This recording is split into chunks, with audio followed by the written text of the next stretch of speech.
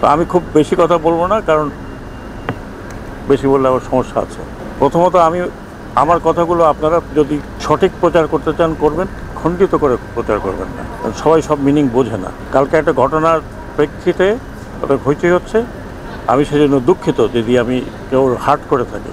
আমাদের এই ফোর্সগুলোকে দানব বানিয়েছে, এবং এই দানব বানিয়ে যার ডেসক্রিপশন শুনলাম, এই 15 বছর এই ফোর্সগুলোকে দানব বানিয়েছে। যারা বানিয়েছে তাদের আমি পারি আর না পারি, I will take them to international court.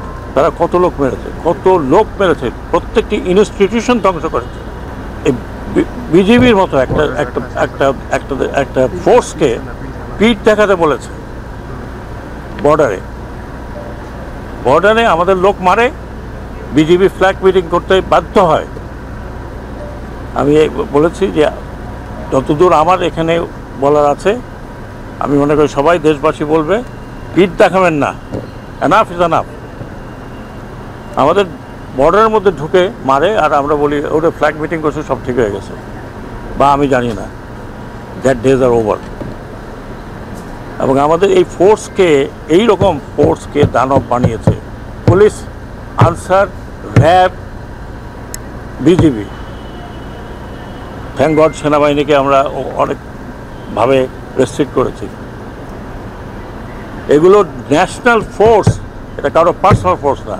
আমি মনে করি আমি এখানে দাঁড়িয়ে কথা বলছি, হয়তো এরপরে আপনাদের সাথে এত কথা বলবো না, যে I will try to bring them on to the justice, দেশে এবং দেশের বাইরে, সে যত বড়ই হোক।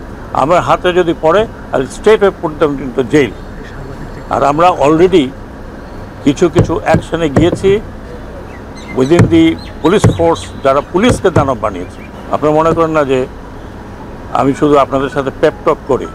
This party was worse than fascist party, exactly what the fascist did, propaganda and make the state. যারা বর্ডার রক্ষা করার কথা তাদেরকে বলে পিঠ দেখাও। No more. Inshallah, it is not going to be anymore.